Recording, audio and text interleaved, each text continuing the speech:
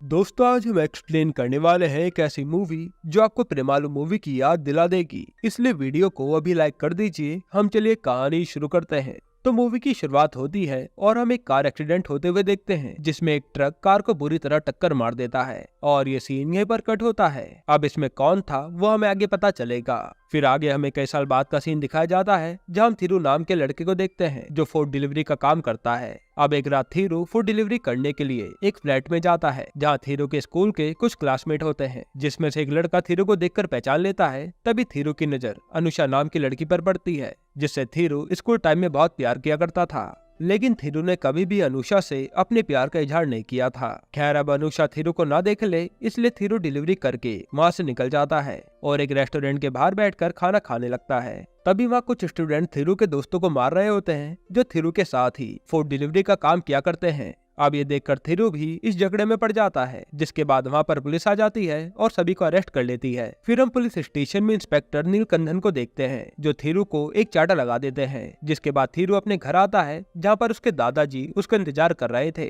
अब थीरू के साथ आज जो कुछ भी हुआ था वो अपने दादाजी को बताने लगता है। दरअसल थीरू और उसके दादाजी की काफी अंडरस्टैंडिंग है और वो एक दूसरे को काफी अच्छे से समझते हैं। अब इसी बीच वहाँ पर इंस्पेक्टर नीलकंठन आते हैं और यहाँ हमें पता चलता है कि इंस्पेक्टर नीलकंठन थीरू के पिता है और साथ ही हम ये भी जान पाते हैं कि थीरू अपने पिता से काफी नफरत करता है और इन दोनों ने पिछले 10 साल से एक दूसरे से बात तक नहीं की है। अब थीरू अपने दादाजी से कहता है कि अगर तुम नहीं होते तो मैं इस घर को कब का छोड़ के चला गया होता, और वो अपने पिता के बारे में काफी भला बुरा कहता है और ये सब उसके पिता सुन रहे होते हैं। खैर, दूसरे सीन में हमें शोभना नाम की लड़की को दिखाया जाता है जिसकी सुबह 11 बजे आंख खुलती है। थीरू और शोभना एक मोहल्ले में रहते हैं और ये दोनों बचपन से ही काफी अच्छे दोस्त हैं, इसलिए दोनों एक दूसरे से हर बात शेयर किया करते थे। अब शोभना थीरू को बताती है कि उसे उसकी कंपनी से कनाडा जाने के लिए अपॉर्चुनिटी मिली है, लेकिन उसे समझ नहीं आ रहा कि उसे कनाडा जाना चाहिए या नहीं, जिस पर थीरू से कहता है कि उसका जो दिल करे उसे वही करना चाहिए। फिर सीन शिफ्ट होता है और हम अनुषा को देखते हैं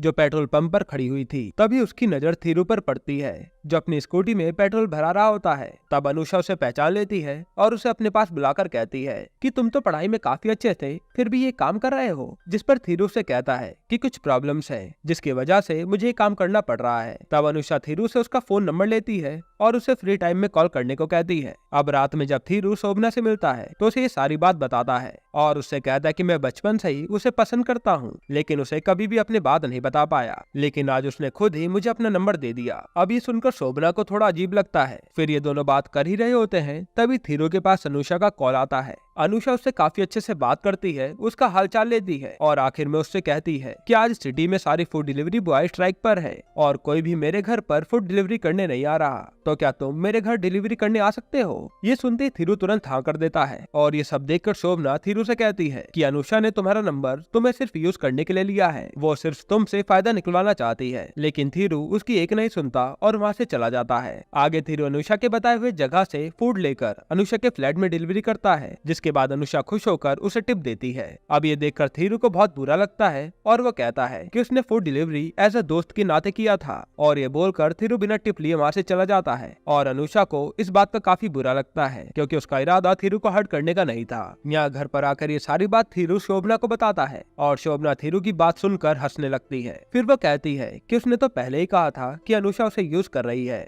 खैर, अब अगले दिन रोज की तरह थीरू फूड डिलीवरी करने के लिए निकलता है, जहां वो एक गलत फ्लैट में पहुंच जाता है और देखता है कि कुछ लोगों ने एक बच्ची को किडनैप करके रखा हुआ है। ये देखकर थीरू कुछ रिएक्ट तो नहीं करता और चुपचाप वहां से निकल आता है। फिर वो सीधा पुलिस स्टेशन पहुंचकर एक इंस्पेक्टर को सारी बात बताता है और थीरू के पिता भी वहाँ मौजूद होते हैं जो ये सारी बात सुन रहे थे। इसके बाद थीरू के पिता अपनी टीम को लेकर थीरू के बताए हुए एड्रेस पर पहुँचते हैं और उन गुंडों से बच्ची को बचाकर उन गुंडों को अरेस्ट कर लेते हैं, जहाँ पर उस बच्ची को बचाने और गुंडों को पकड़ने का सारा क्रेडिट थीरू के पिता को मिलता है। ये देखकर थीरू अपने दादाजी से कहता है कि ये सब कुछ मेरी वजह से हुआ है और सारा क्रेडिट इन्होंने खा लिया। अब ये सुनकर थीरू के पिता उसे एक चाटा मार देते हैं और उसे गुस्से में काफी भला बुरा कहते हैं। साथ ही वो उससे कहते हैं कि अगर वो इतना ही बहादुर होता तो उसे उन गुंडों से लड़ना चाहिए था, ना कि कायरो की तरह पुलिस स्टेशन आना चाहिए था। अगर इसी बीच उस बच्ची को कुछ हो जाता तो क्या होता? ये बोलकर थीरू के पिता वहाँ से चले जाते हैं। फिर जब ये बात शोभना को पता चलती है तो वो थीरू के पिता के पास आती है और उन्हें समझाती है कि उन्हें ने थीरू पर इतना गुस्सा नहीं करना चाहिए, जिस पर थीरू के पिता उससे कुछ भी नहीं कहते। अब आगे हम देखते हैं कि अनुषा थीरू को मैसेज करती है और उससे उस दिन के लिए माफी मांगती है। फिर उसे अगले दिन मिलने के लिए भी बुलाती है, जिस पर थीरू हाँ कर देता है। फिर अगले दिन दोनों एक रेस्टोरेंट में मिलते हैं, जहाँ अनुषा मिलते ही थीरू को हक कर लेती है और यहाँ पर ये दोनों घंटों बातें करते हैं, जहाँ हमें पता चलता है कि अनुषा काफी मॉडर्न ख्यालों की लड़की है और थीरू उससे बिल्कुल अपोजिट।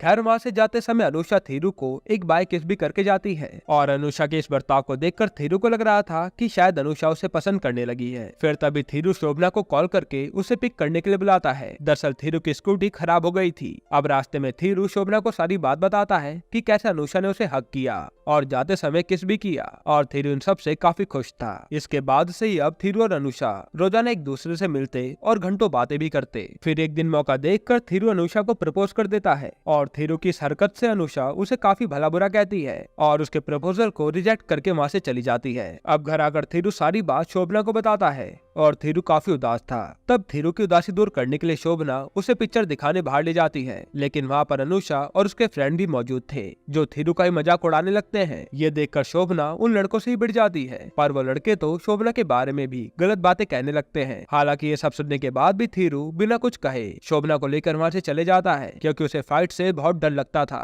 और ये देखकर शोभना थीरू से गुस्सा हो जाती है, क्योंकि उसने शोभना के इंसल्ट पर उन लड़कों को कुछ भी नहीं कहा था। और इसी टेंशन में इस्त्री करते समय थीरू अपने पिता की यूनिफॉर्म जला देता है। फिर अब रात को जब थीरू के पिता घर आते हैं तो अपनी यूनिफॉर्म को जला देखकर थीरू पर बहुत चिल्लाते हैं, लेकिन थीरू का दिल टूटने की वजह से वो पहले से ही हर्ट होता है, जिस वजह से थीरू भी अपने पिता पर चिल्लाता है और उन्हें उल्टा सीधा बोल देता है। अब इसी झगड़े के बीच हमें पता चलता है कि थीरू और उसके पिता एक दूसरे से बात क्यों नहीं करते। दरअसल सालों पहले थीरू और उसकी फैमिली कार से कहीं जा रहे थे। इसी बीच ड्राइव करते समय थीरू के पिता फोन से बात करने लगते हैं और थीरू उनसे सेफली गाड़ी चलाने के लिए कह रहा था, लेकिन तभी अचानक सामने से एक ट्रक आ जाता है और उनकी गाड़ी का एक्सीडेंट हो जाता है और उसी एक्सीडेंट में थीरू की माँ और उसकी बहन की मौत हो जाती है। तभी से थीरू अपने पिता से बात नहीं करता, क्योंकि उसको लगता था कि उनकी मौत का कारण उसके पिता ही है। अब अगले दिन थीरू अपने काम के लिए निकलता है तो रास्ते में से शोभना का कॉल आता है और वो उसे तुरंत हॉस्पिटल आने के लिए कहती है, जिसके बाद थीरू तुरंत हॉस्पिटल पहुंचता है।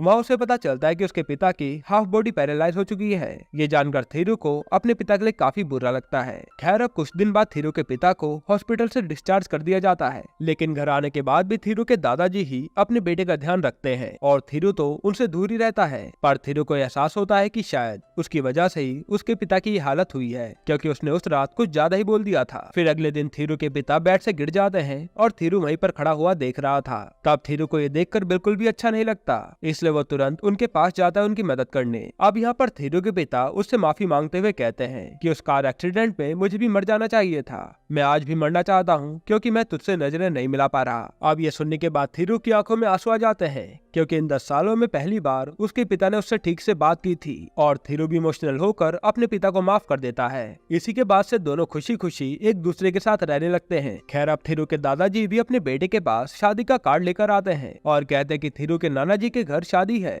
दरअसल जब से थीरू की माँ और उसकी बहन की डेथ हुई थी, तब से थीरू के पिता एक बार भी थीरू के नाना के घर नहीं गए थे, क्योंकि उन्हें लगता था कि थीरू की तरह ही उसके ससुराल वाले भी उसकी वाइफ और उसकी बेटी की मौत का जिम्मेदार उसे ही समझेंगे। लेकिन अब वो हिम्मत करते हैं और अपनी पूरी फैमिली को लेकर थीरू के नाना के यहाँ जाने के लिए निकल जाते हैं। फिर जब वो वहाँ पहुँचते हैं तो थीरू के नाना नानी उनका बहुत ही अच्छे से स्वागत करते हैं। ये देखकर थीरू के पिता को बहुत अच्छा लगता है और उनकी आंखों में आंसू आ जाते हैं कि आज भी ये लोग मुझसे नफरत नहीं करते। फिर अब शादी का प्रोग्राम शुरू हो जाता है और यहाँ पर थीरू की नजर रंजनी नाम की लड़की पर पड़ती है, जो उसे पहली नजर में पसंद आ जाती है। जिसके बाद थीरू उस लड़की से बात करने चला जाता है, लेकिन थीरू की बातें उस लड़की को पसंद नहीं आती, जिस वजह से वो गुस्सा होकर चली जाती है। अब थीरू ये सारी बात शोभना को बताता है और शोभना उससे कहती है कि तुम्हें डायरेक्ट उससे प्यार का इजहार नहीं करना चाहिए था, बल्कि उससे पहले दोस्ती बनानी चाहिए। इसलिए थीरू रात को रंजनी के पास जाता है और उससे माफी मांगते हुए कहता है कि मेरा ऐसा कोई इरादा नहीं था, मैं तो बस तुमसे दोस्ती करना चाहता था। जिसके बाद रंजनी उसे माफ कर देती है और उसकी दोस्त बन जाती है। अब देखते देखते 7 दिन बीत जाते हैं, जिसके अगले दिन थीरू शहर जाने वाला था।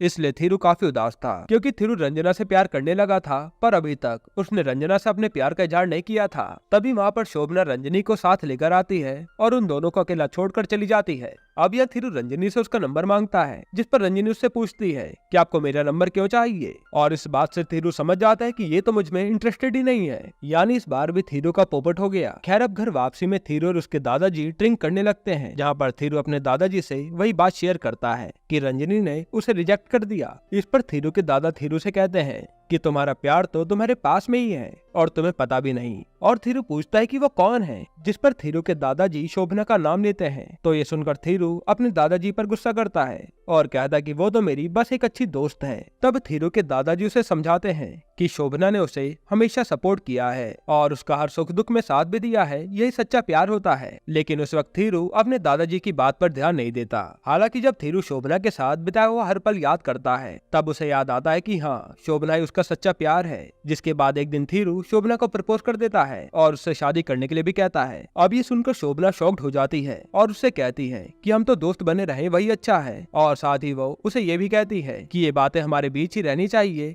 और ये बोलकर वो चली जाती है। असल में शोभना को लग रहा था कि थीरू ये सब उस लड़की से रिजेक्ट होने के दुख में कर रहा है। अब शोभना का ये जवाब सुनकर थीरू अपने दादाजी के पास आता है और उन पर चिल्लाने लगता है कि उनकी वजह से ही उसने शोभना को प्रपोज किया था और उसने भी उसे रिजेक्ट कर दिया, और इस बात से थीरू बहुत हर्ट होता है। अब आगे हम देखते हैं कि शोभना जिस सॉफ्टवेयर कंपनी में काम करती थी, अब उसका कनाडा जाने के लिए प्रमोशन हो चुका है। जिसके बाद शोभना घर आकर प्रमोशन वाली बात बताती है और उसके परिवार वाले भी काफी खुश होते हैं। यहाँ दूसरी तरफ हम रोड पर थीरू और उसके पिता को देखते हैं जो घर आ रहे थे। तभी रास्ते में वो गुंडा आ जाता है जिसे थीरू ने पकड़वाया था, और उसने धमकी दी थी कि वो जब जेल से छूटेगा तो वो उन्हें जान से मार देगा। यहाँ पर वो गुंडा थीरू के पिता को बहुत ही बुरी तरह से मारने लगता है। ये देखकर थीरू को गुस्सा आता है और वो उस गुंडे को बड़ी बुरी तरह से पीटता है। लेकिन इन सब में थीरू को काफी ज्यादा चोटें आती हैं और उसे हॉस्पिटल में एडमिट किया जाता है। वहाँ थीरू के पिता उससे कहते हैं कि आज उन्हें अपने बेटे पर काफी गर्व हो रहा है क्योंकि वो काफी निडर है। खैर जब ये बात शोभना को पता चलती है कि थीरू को काफी चोटें आई हैं और वो हॉस्पिटल में एडमिट है, तो वो ये सुनकर काफी रोती है। अब कुछ समय बाद जब थीरू ठीक हो जाता है तो शोभना थीरू को कॉल करके बताती है कि उसका प्रमोशन हो गया है और वो आज रात ही कनाडा जा रही है, वो भी पूरे 2 साल के लिए। शोभना चाहती थी कि थीरू से एयरपोर्ट तक छोड़ने के लिए आए, और जब थीरू एयरपोर्ट जा रहा होता है तो उसे बीच रास्ते में ट्रैफिक पुलिस वाले रोक लेते हैं, जिससे वो टाइम से एयरपोर्ट नहीं पहुंच पाता और शोभना फ्लैट में बैठ जाती है और बहुत रोती है कि आखिर बार भी वो थीरू से नहीं मिल पाई। अब अगले दिन शोभना का भाई थीरू के पास आता है और कुछ ग्रीटिंग कार्ड्स उसके सामने फेंकता है। फिर वो उसे बताता है कि शोभना उसे बचपन से ही पसंद करती थी, लेकिन कभी भी तुझे उसका प्यार दिखाई नहीं दिया। ये सुनकर थीरू को बहुत बड़ा झटका लगता है और वो सोच में पड़ जाता है कि उसे शोभना को ऐसे ही जाने नहीं देना चाहिए था। अब हम अगले सीन में शोभना को देखते हैं जो कनाडा में होती है। तभी उसके पास थीरू का वीडियो कॉल आता है। तब वीडियो कॉल पर थीरू कहता है कि मैं तुमसे मिलना चाहता हूँ, जिस पर शोभना उससे कहती है कि वो अगले साल वापस आ जाएगी, उसके बाद हम दोनों जरूर मिलेंगे। तभी थीरू पीछे से शोभना के पास आता है और उससे कहता है कि मैं कितना बेवकूफ था जो तुम्हारे प्यार को कभी पहचान नहीं पाया। और शोभना उसे देखकर बहुत खुश होती है और उसे गले से भी लगा लेती है। फिर वो कहती कि मैं तो तुम्हें हमेशा से ही प्यार करती थी, पर कभी तुमसे कह नहीं पाई। इसके बाद हम देखते हैं कि इन दोनों की शादी हो चुकी है और ये दोनों काफी खुश हैं, और यहीं पर ये मूवी खत्म होती है। दोस्तों आपको ये मूवी कैसी लगी हमें कमेंट में जरूर बताइएगा, और इसके अलावा आप कौन सी मूवी पर एक्सप्लेनेशन देखना चाहते हैं वो भी कमेंट में बताइएगा। बाकी अगर आपको हाल ही में आई चाचा विधायक के हमारे वेब सीरीज देखनी है तो आप ये वीडियो देख लीजिए।